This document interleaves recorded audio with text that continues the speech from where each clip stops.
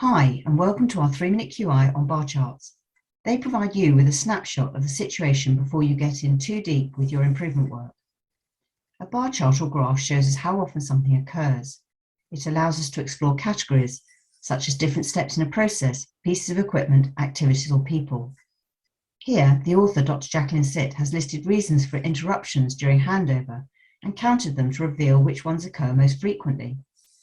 Once she had the data, she set about reordering it from the highest value on the left to the lowest on the right. Presenting data like this allows our brains to do the maths automatically, and we can easily see if one bar is twice as high as another bar. This helps us quickly identify groups, ask good questions, and learn even more about their features. There are 5 reasons shown on the left that are all much more frequent than the others, but not all of these were things the doctor felt she could change. So she used colour to highlight the items of interest and help her audience engage quickly with the focus of her improvement efforts.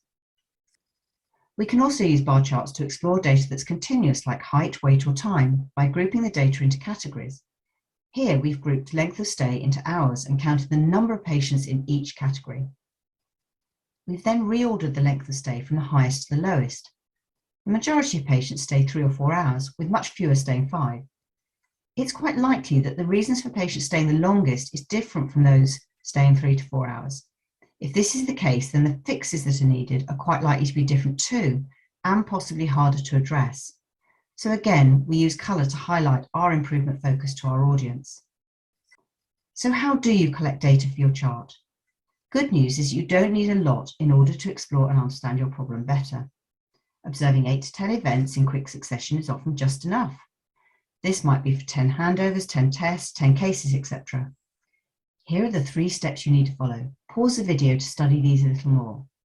Step 1. Create a table to collect your data. You can sketch it in a notepad or make an Excel spreadsheet, whatever works for you. Always include a column to make notes about things you notice that you might not have anticipated. Since you're looking anyway, this is free information that can provide extra clues to what's happening. Step 2. Turn the data you have into a simple frequency table, as shown in these 2 examples. Step 3.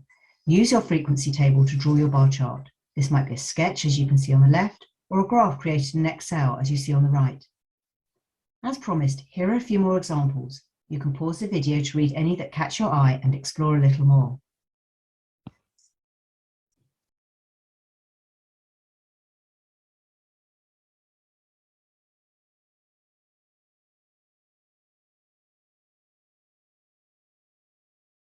In summary, a bar chart is a really fast and easy way of learning about an activity and using what you learn to break it into smaller parts. You might find that the thing you thought was a problem really isn't, at least not where you're working right now, so you can turn your attention to something else. Or it can confirm that the problem you've noticed does exist and just how big it is. This gives you a better understanding of your opportunity for improvement and a compelling case to bring others along with you on your QI journey.